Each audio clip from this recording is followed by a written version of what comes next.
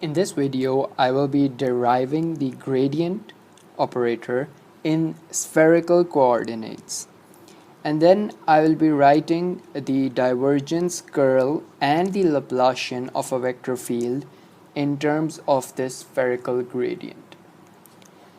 So I will be deriving these in a general way, and so for that I will need to know what my curvilinear coordinates are. So let me write this down. Curvilinear coordinates.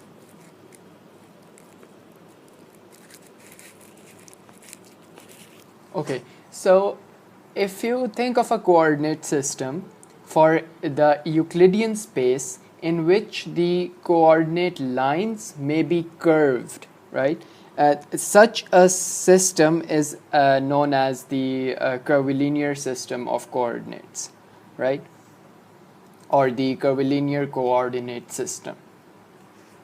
Okay, so if you recall, the Cartesian coordinates position vector is defined as, let me write this down, in Cartesian coordinates the position vector r is defined as some x in x direction plus some y in y direction plus some z in z direction, right? So this x hat, y hat, and z hat are actually the basis vectors, right? And now say that this position vector is for some point P that is in a 3D space. So now in the Cartesian system, these standard basis vectors may be derived from the derivative of the location of this point P with respect to the local coordinate system. And so mathematically these can be written as x hat is then simply my partial derivative with respect to x of r, the position vector, and similarly I can have my y hat, the basis vector, as my partial derivative with respect to y of my position vector r, and z hat likewise is then partial derivative with respect to z of my position vector r. Okay, before I go further, let me just clarify this thing over here, that I usually write my derivatives in such a way. So for example, if there is a partial derivative of a function f with respect to x, I would write it as partial and with this little subscript x of my f, right? Okay, so now that's out of the way. Let's move on further, and now using the same analogy, we are going to, for the curvilinear coordinates, we are going to recall that the differential, total differential change in the position vector r in my Cartesian coordinates is written as dr. So this is the total differential change in my position vector r. So then I'll have my partial with respect to x of r dx, then I'll have plus likewise for y and z, partial derivative with respect to y of my position vector r dy, plus partial with respect to z of my position vector r dz. Right, so this is the total differential change in r. So for the curvilinear coordinates, then we can define the differential change in r as follows. So this over here is for the Cartesian, and now I'll do for curvilinear. Okay, so it's defined as dr is equal to partial derivative with respect to q1. So q is now my canonical position, right? And then I'll have position vector r1 dq1 plus partial with respect to q2 position vector r dq2, and likewise for q3 partial with respect to q3 r dq3. Right, okay.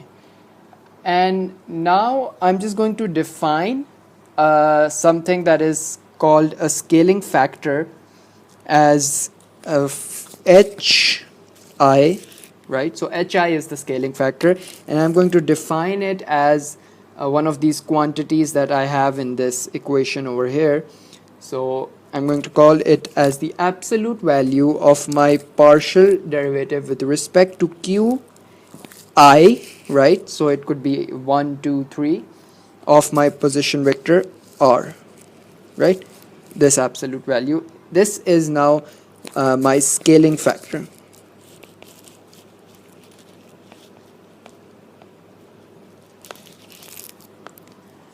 Right? So this is what scales my canonical coordinates, right? Position. So if I have it, I have a scaling factor defined as such, then I can shorten this equation over here and write it in terms of my scaling factor as such, right? dr is equal to h1 dq1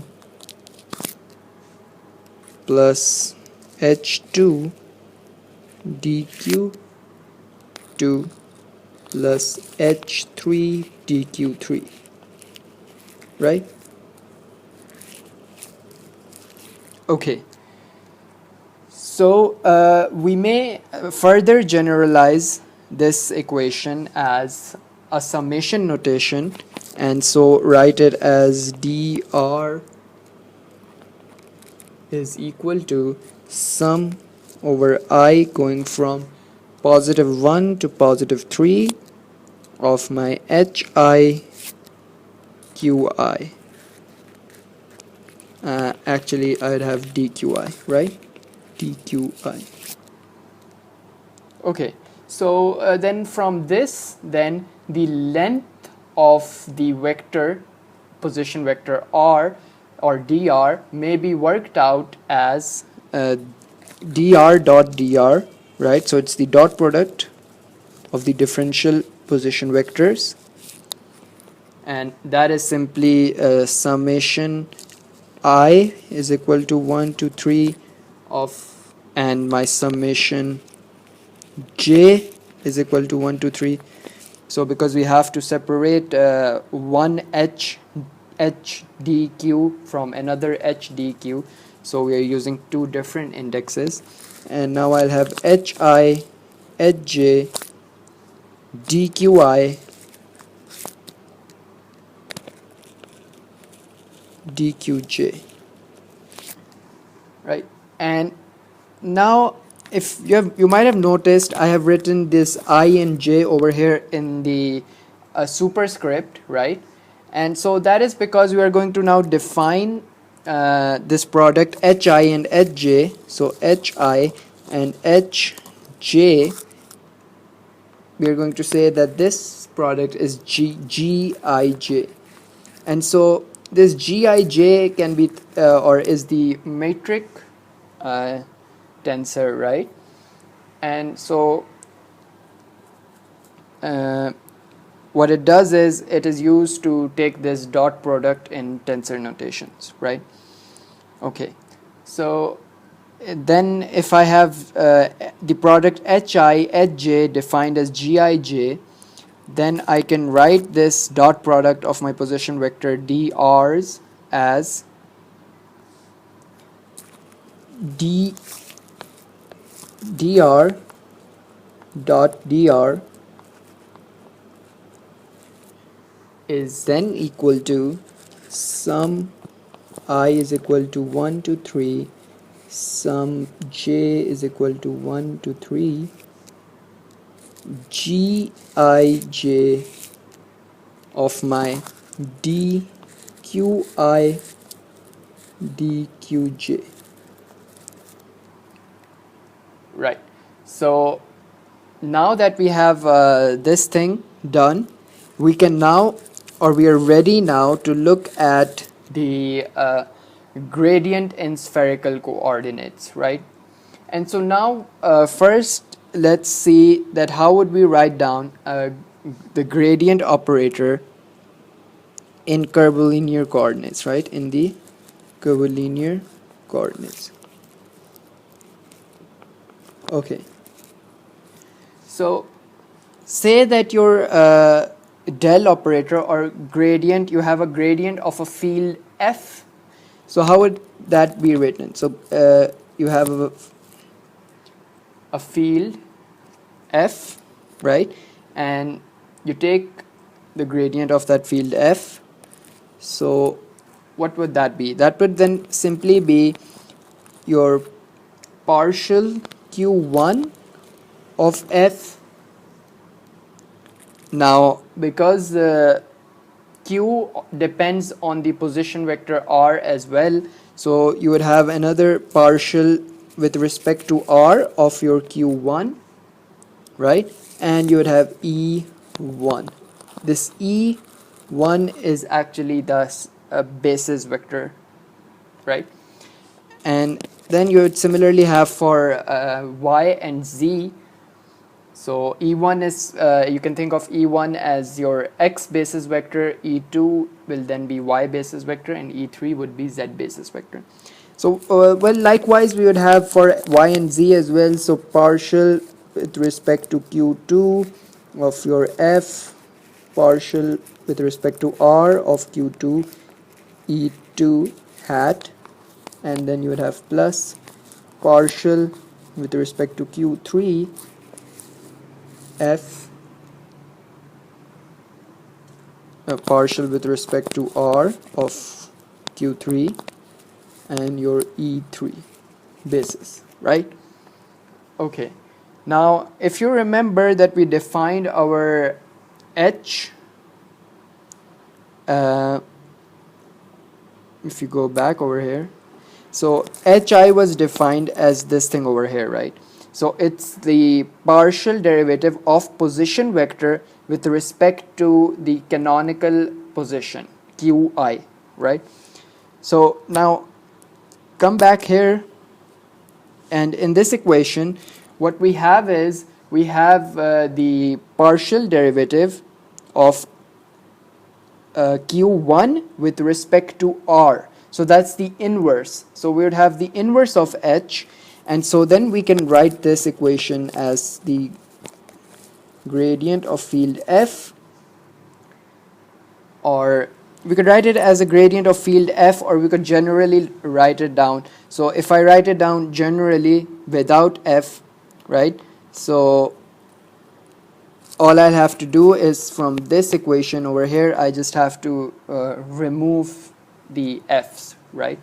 So let's write it down generally, and so we would have 1 over h1, right? So for this thing it is 1 over h1 because you have qi as q1, and you would have partial.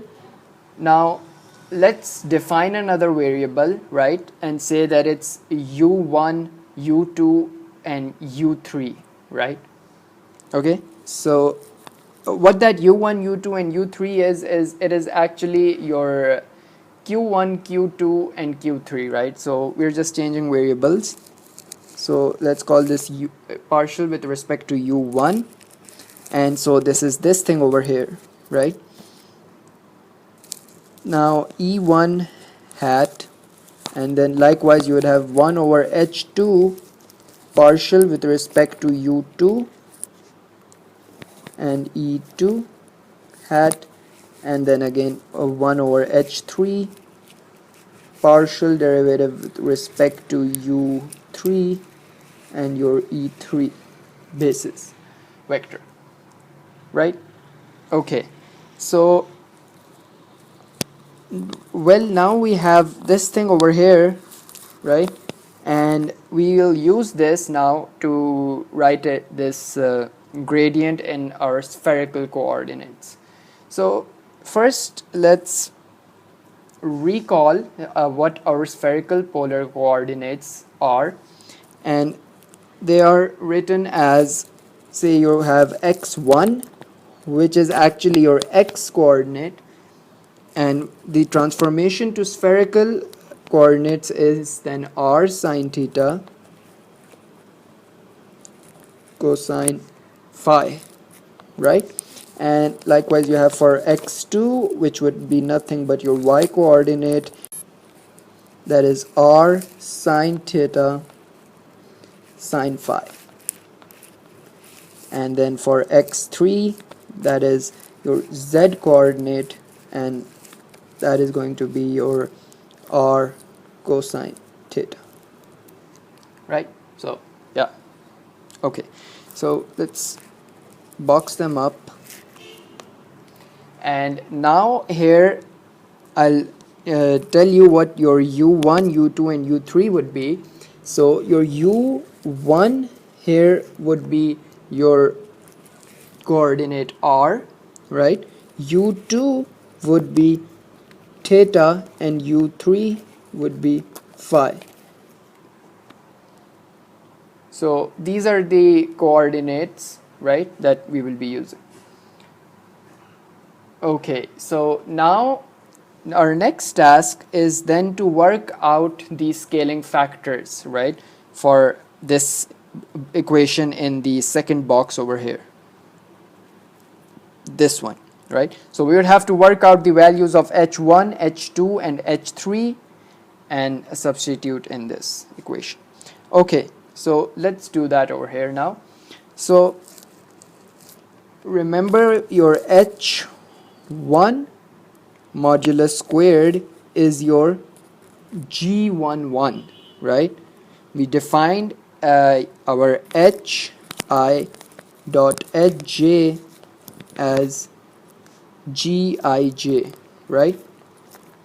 Okay, so if we have I is equal to j, so then we would have h1 then, and this dot product would be h1 modulus squared, which would then be g I is equal to 1 and j is equal to 1, right? So that's how we got it. Okay, let's get rid of these things here because we would be needing space. And so let's say coming back to this is then this is actually equal to, as we defined earlier, summation I is equal to 1 to 3 partial derivative with respect to u1 and now my xi, right? Okay, and square of this thing over here, right?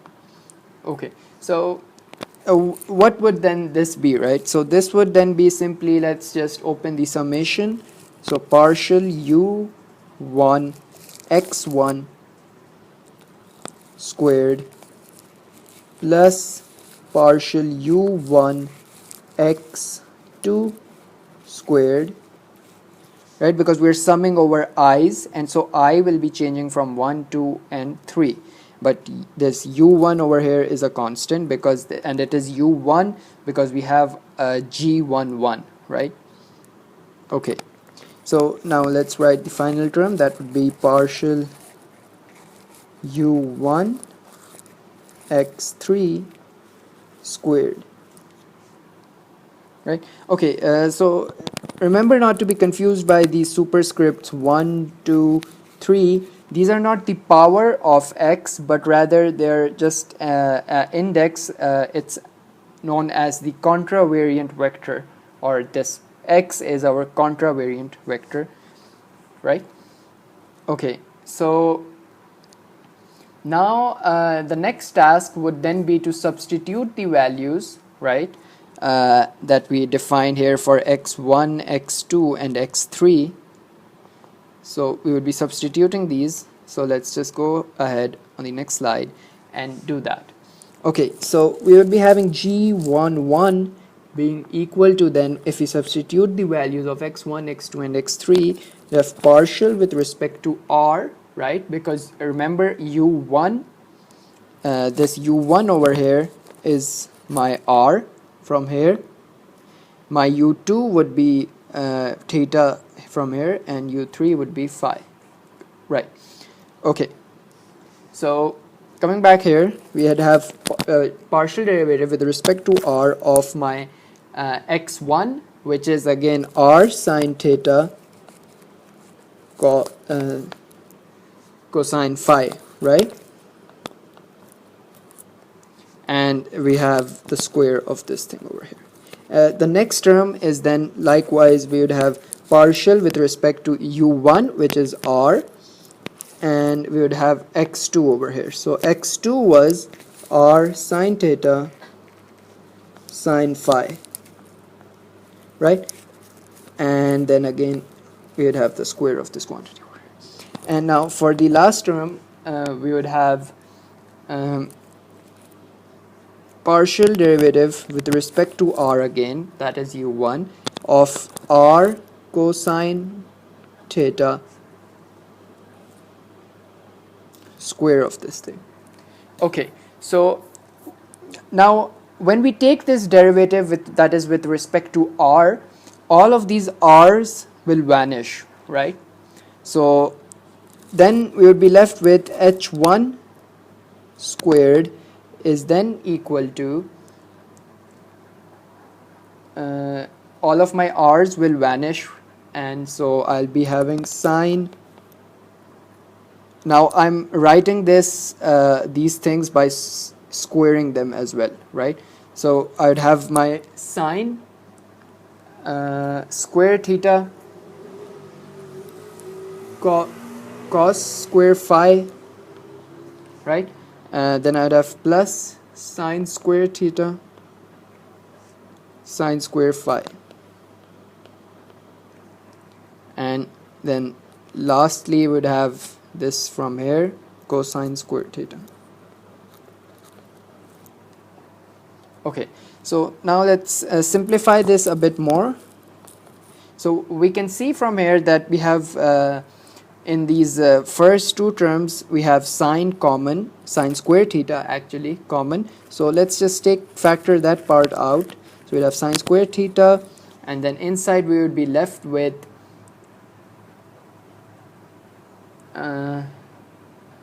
cos square phi plus sine square phi, right? So cos square phi plus sine square phi plus cos square phi, this third term over here, right? Okay, so now from trigonometry, just recall that your sine square of some variable, say phi, that we have over here, and plus cos square of that same variable phi, this sum is equal to 1, and so you would be left with h1 squared is equal to sine squared theta multiplied by this whole thing, which is 1. So multiplied by 1, we would get sine square theta back, and we would have plus cosine square theta, and then this is then equal to 1, right? So well, we have figured out the first scaling factor h1, because this is h1 squared, and if you take the square root of this you would get again 1. So the first scaling factor is equal to 1, right? So let me actually write it down over here, that my h1 is equal to 1, right? This thing over here. Okay, let's highlight it. Right, so now it's time for h2. So we will do the same process for h2 this time. So let's do it. Okay, so for h2 now we'd have h2 squared is equal to g22, right? Same reasons would be carried out for when we did for h1, that was equal to g11. Okay, so again this is going to be equal to sum over I is equal to 1 to 3 of my partial derivative, this time with respect to u2, because we have 2 over here, right? And again xi, right, and square of this thing. Okay, then let's see what this would be equal to. I write it down now. Partial with respect to u2 of x1 plus square of this thing over here, plus partial of u2 with respect to x2 plus partial derivative with respect to u2 of my x3, and then square of this thing. Actually I wrote square, sorry, that was x2. I forgot to write down the square over here, right? Okay, so now again our next task is to substitute the values of x1, x2 and x3. So let's do that, and what we get is, remember u2 is now your theta, and so theta is from here, right? Let's go back here. So u1 was r, u2 was theta, and u3 is phi, right? Okay, so now for x1 is r sine theta cos phi, and the square of this thing, plus partial derivative with respect to theta of x2 is r sine theta sine phi, and square of this thing over here. Okay, and then the last term, let's write it down over here, that is partial with respect to u2, which is theta, x3 is r cosine theta. Okay, and the square of this thing, of course, right? So now again all we have to do is take the derivatives of these functions with respect to theta, and so let's see, for this what would happen. You would get r cos phi as constants outside, and the derivative of sine theta is cos theta, so for this you would get r sine theta cos phi, right? And then the square of that quantity, and then likewise you would do for these other two terms over here as well, right? Okay, so let's go ahead and write it down. So upon taking the derivative, what you would be left with is r cos theta cos phi squared, right, plus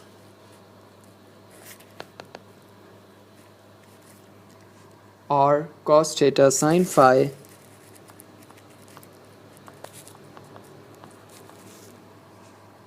whole squared, and let me write the last term over here, plus you would have the partial derivative with respect to theta of cos theta, so that would be negative sine theta, so negative r sine theta square of this thing. Now let's just if you look at this equation now, you have r in all of these, right, and you have square on all of these terms as well. So what we can do is we can write it as r square outside, and then you have cosine theta and cosine theta in the first two terms. So here you could write cosine theta and take that, factor that out from the first two terms, and you'd be left with, actually you'd have factor out cosine square theta because we have square on top, right? So we'd be left with cosine square phi plus sine squared phi, right? And then we factored out r outside, so from this term over here we would have plus sine squared theta, because we have minus sine and whole squared, so minus square is plus, and so we'd be left with plus sine squared theta, right? Okay, so now if you again look at this from trigonometry, this thing over here is going to be 1, So you'd have r squared, and remember that this is for h2 squared, right? Okay, so we'd have r squared, and we'd have cosine squared theta time multiplied by this thing over here, that is cosine square phi plus sine square phi, which is 1. So 1 is simply the identity. So we'd be left with cosine square theta plus sine square theta, this term over here, right? And again, from trigonometry, we know that this thing over here is going to be 1, the identity. So then that implies that my h2 squared is my r squared, right? Which then further implies that my h2 will simply be r. So let's box this thing over here. So we have figured out two of these scaling factors, h1 and h2. Now let's go ahead and do for h3 in the similar manner, right? Okay, so again, for h3 squared is then my g33, and g is a tensor, right? So it can be written in terms of matrix, and g33 simply means that it's the matrix element g33, right? So it is at the position where row is 3 and column is 3 as well. Okay, so this would then be again summation I equals 1 to 3. Let me just write this down again. I equals 1 to 3, my partial derivative, this time with respect to u3 because of 3 over here, and again xi whole squared. Okay, so we can then write this down, open the summation, and say partial u3 with respect to u3, right, of my x1 plus partial derivative with respect to u3 of x2 plus partial derivative with respect to u3 x3. And I keep forgetting this, I'd have square over all of these, right? So square over all these terms. Okay, so again, the next step is then to substitute the values of x1, x2 and x3. So let's go ahead and do that. So, and also now remember that, let's go back here, your u3 is equal to phi, right? Okay, so now remembering that, you'd have partial derivative with respect to phi of your x1, which is simply r sine theta cos phi, and the square of this quantity, plus the second term that would be partial again with respect to phi. X2 is then your r sine theta sine phi, and the square of this thing over here, and your last term, that is the third term, partial derivative with respect to phi of x3 is r cosine theta, right, and the square of this. Well, however, if you see from here, the first thing that you notice is that this is partial derivative with respect to phi, and in this quantity or this function we don't have phi, and therefore this term will actually vanish, right? So it will be 0. Okay, so we are only left with two terms now, so let's go ahead and solve for those two terms. Actually, let's go back here. You have to take the derivative of these two terms with respect to phi, right? So let's see, if you take the derivative of this first term with respect to phi, you would be left with negative r sine theta sine phi, because the derivative of cos phi is simply negative sine phi, right? Okay, so let's write that down completely over here. That would be negative r sine theta sine phi whole squared, right? And then the second term r sine theta cos phi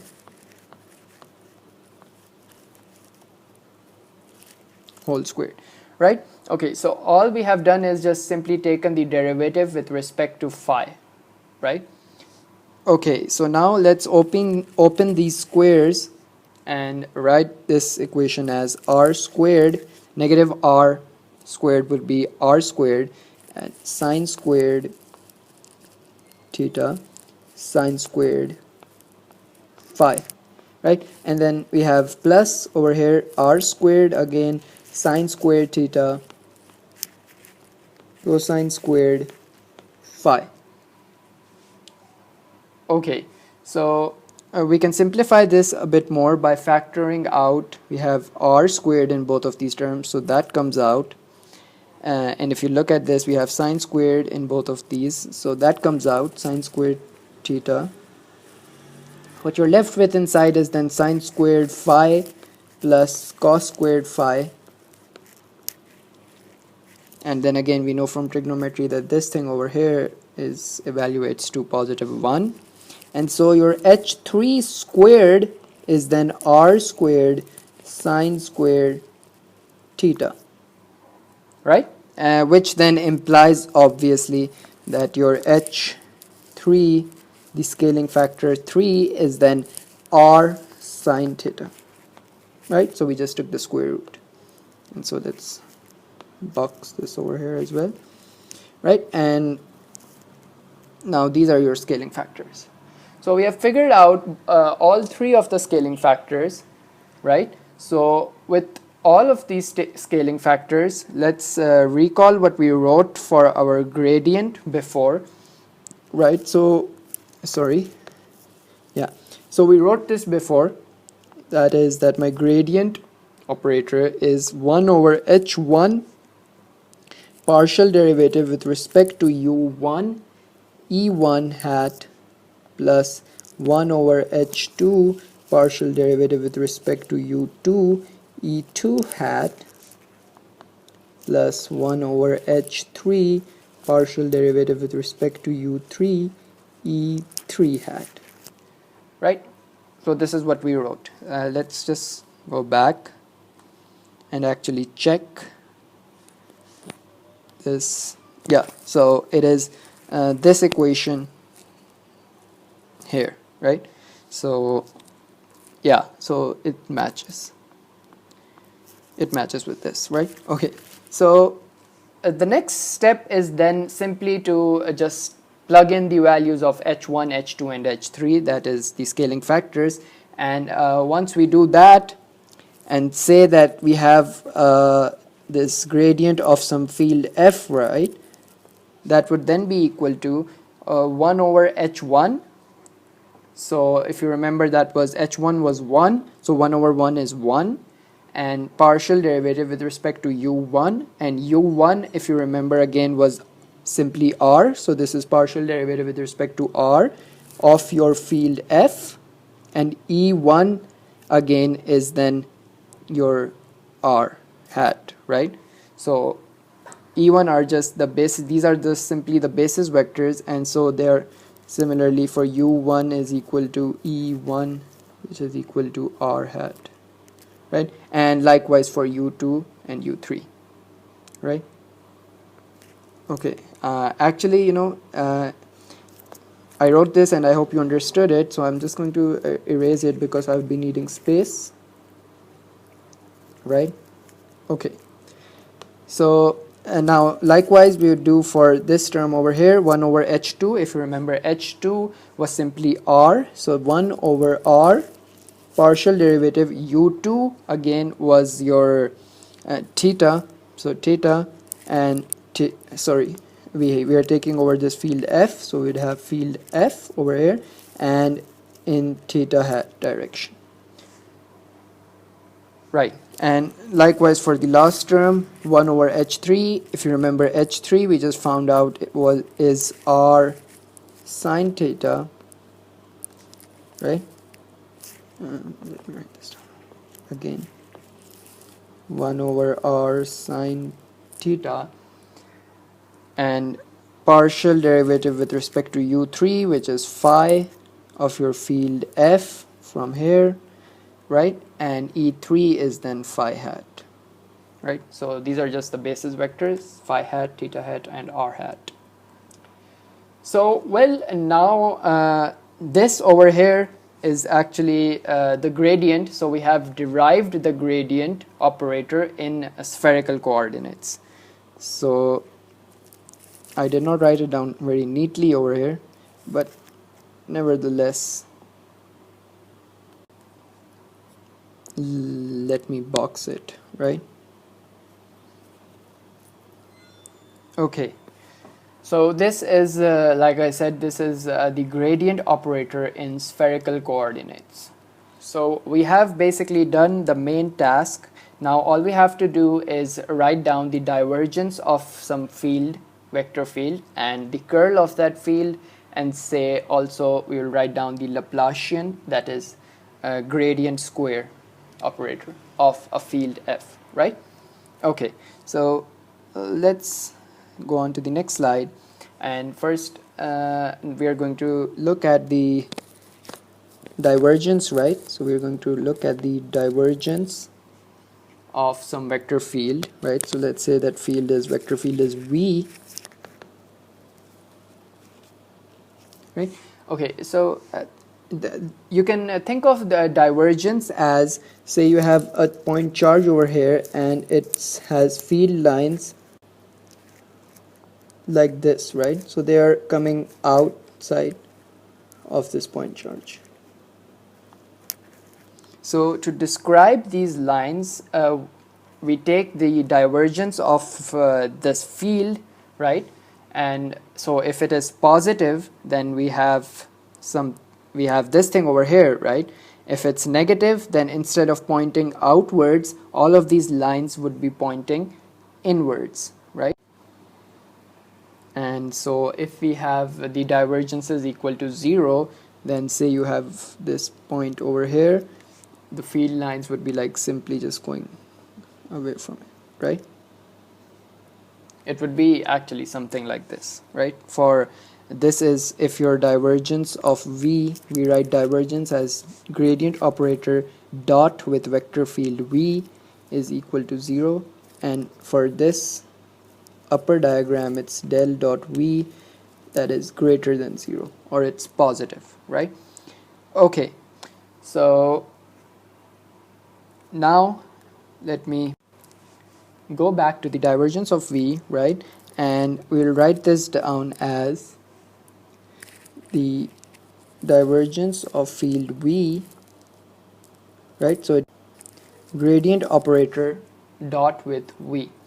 So we can write this now as 1 over, all we are doing is taking this dot product of some field v that has components v1, v2 and v3, right?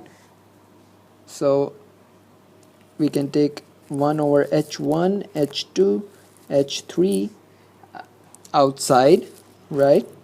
And we would have inside partial u1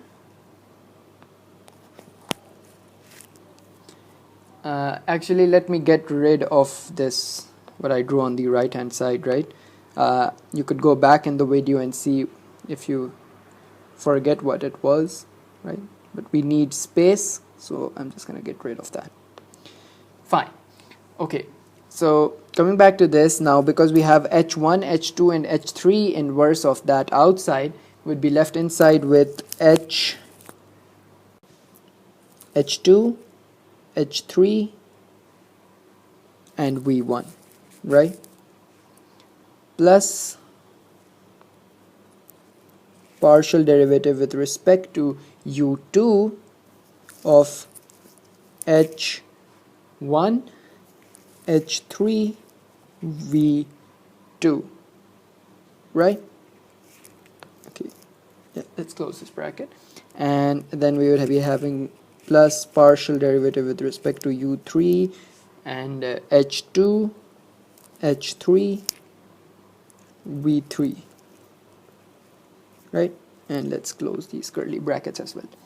So if you don't understand, what I have done over here is I have simply taken a vector field V, right, which has components V1, V2 and V3, right, and I know what my gradient operator is from here, right, and so I've simply taken the dot of my gradient and vector field V, right. So you can do that as yourself as an exercise and do the complete calculation, and you would arrive at this result over here, right. And so now all we have to do again is simply to put back the values of h1, h2 and h3, right, and u1, u2 and u3. So once we do that, what we end up with is your divergence of V is then written as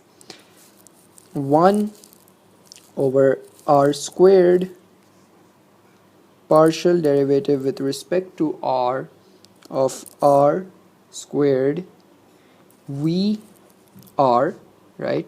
So instead of v1, this is vr plus 1 over r sine theta partial derivative with respect to theta of sine theta v theta, right. So instead of v2, it's v theta, and then we would have another term, that is the last term, that would be 1 over r sine theta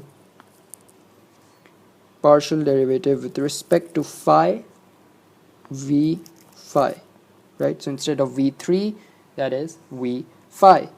So this over here is known as the divergence of my vector field V, right. Okay, so now that we are done with the divergence of our vector field, let's go look at what a curl of a vector field is and how it is written in spherical coordinates. Okay, so before I do that, let me actually draw here what a curl of a field looks like. Say you have a point charge here, right, and you have the field around this point charge is, say, so it's actually the circle or curling around this point, right. So then to define such kind of a field, we take the curl of that field, right, curl of that vector field. So taking the curl of a vector field visually looks like this. Okay, so let's go ahead and do this. So the curl of a vector field is then defined as following: del operator, then cross symbol and v, right. So this is what we call the curl of a vector field v. Okay, so from vector calculus, then this is 1 over h1, h2, h3, and now here we would be having the determinant, right, and so that determinant would then be h1 e1 hat. Actually, I'd be needing more space, so what I'm going to do is, again, I'll get rid of this right hand diagram, right. Okay, so let's write it down here now. So h1 e1 hat, h2 e2 hat, and h3 e3 hat, right, and like this, right. So we are taking the determinant, and we will be having inside here is partial derivative with respect to u1, partial derivative with respect to u2, partial derivative with respect to u3, and h1 v1, h2 v2, h3 v3, right. So I have simply written this thing out here. We know that we write curl of a vector field as a determinant, right, and we have, because we have taken 1 over h1 times h2 times h3 outside, and so we have this product h1 h2 and h3 with this v1 v2 and v3, right? Okay, so once, now if I take this determinant, right, so there are many ways you could take this determinant with the Levi-Civita symbol, or sometimes I just put my hand on, if for example if I have to take for this quantity, I would put my hand on this, and then I would take the determinant of the rest, right? Okay, so in whatever way, if you take this determinant, you're going to get the curl of that vector field V, and we could write down that in terms of spherical coordinates using u1 as your r, u2 as theta, and u3 as phi, and the h1, h2 and h3 scaling factors that we derived or found out in terms of spherical coordinates, right? So let's go on the next slide and write that down actually. So that would be my del cross V, that is the curl of V, which is then simply equal to 1 over r sine theta brackets partial derivative with respect to theta of my sine theta v phi, so instead of v2 it's v phi, right, and negative partial derivative with respect to phi v phi, and this is in the r hat direction, right? So if you go back, this determinant, all I have taken is for r hat comes from here, right? And so for r hat I have then again taken this determinant over here, so this into this minus this into this, right? Okay, so all we are doing is just taking the determinant. Okay, so we would have the next term as plus 1 over r. Now in brackets we would have 1 over sine theta partial derivative with respect to phi v r, right? So v1 is vr minus partial derivative with respect to r of r times v phi, and let's close the brackets, and this over here is then in theta hat direction, and then finally we would have 1 over r partial derivative with respect to r times v theta minus partial derivative with respect to theta v r, right? And then this whole thing is in the phi hat direction. Okay, so this everything over here, or this quantity over here, is then known as the curl of the vector field V. This is how a curl of a vector field V is defined in terms of the spherical coordinates, or in terms of a spherical gradient, right? Okay, so now that we have figured out the divergence and the curl in terms of a spherical gradient, let's finally look at the Laplacian in spherical coordinates. Okay, so the Laplacian of a vector field, say f, is defined as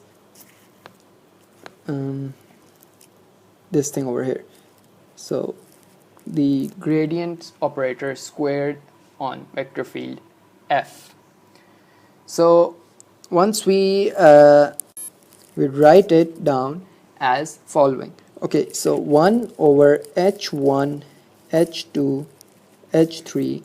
Again, note the only thing that I'm doing is I'm taking the square of my gradient operator and I'm acting it on my field f, right?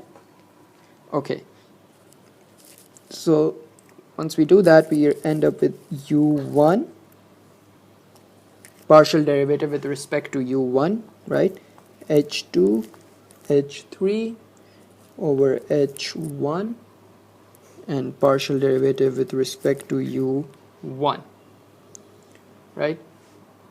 And then we have our next term that I write down here, that is partial derivative with respect to u2 of h1 h3 over h2, partial derivative with respect to u2, right? And then the final term, let's write it down over here, partial derivative, the partial derivative with respect to u3 h1 times h2 over h3 times the partial derivative with respect to u3, right?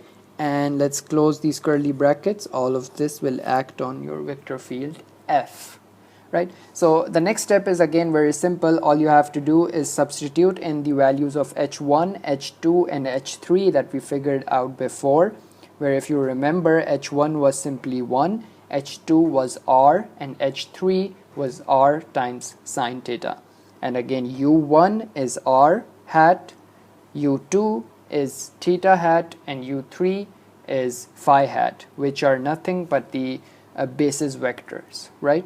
Okay, so let's go on the next slide and write our Laplacian finally, as the Laplacian of vector field F is going to be equal to 1 over r squared, partial derivative with respect to r, we'll have r squared partial derivative with respect to r of F, right? And then we would have plus 1 over r squared sine squared theta, partial derivative with respect to theta of my sine theta, partial derivative with respect to theta of my field F, right? And then the last term, that would be 1 over r squared sine squared theta times the partial derivative with respect to theta squared, right? So this is partial square over partial theta squared of my field F. So then now this is the Laplacian of a field F in spherical coordinates, right? So this thing over here, right? So now we are actually done with the deriving the gradient in spherical coordinates first, and then what we did was wrote down the divergence, curl, and finally the Laplacian in terms of that spherical gradient. So the question now arises that why should we even write in spherical coordinates at all, right? So, well, actually there are a lot of problems or scenarios in physics that follow this spherical symmetry, right? For example, you could take an example from relativity, right? That the space-time, for space-time to be spherically symmetric, the definition is formally defined as that a space-time whose isometry group contains a subgroup which is isomorphic to the rotation group, and that is the SO3 group for 3 dimensions, and the orbits of this group are actually 2 spheres, right? So 2 spheres is nothing but the 2 dimensional spheres in 3-dimensional space, right? And the isometries are then taken as rotations, and so the spherically symmetric space-time is then whose metric is invariant under these rotations or under these isometries that are rotations, right? So this is the formal definition of spherically symmetric space-time. So this is it for this video. I hope you enjoyed and understood the calculation of spherical gradient and then writing down the divergence and curl and Laplacian of some vector field f. Moreover, I also gave you a very short description of what a spherically symmetric space-time is, right? Okay, so that's all.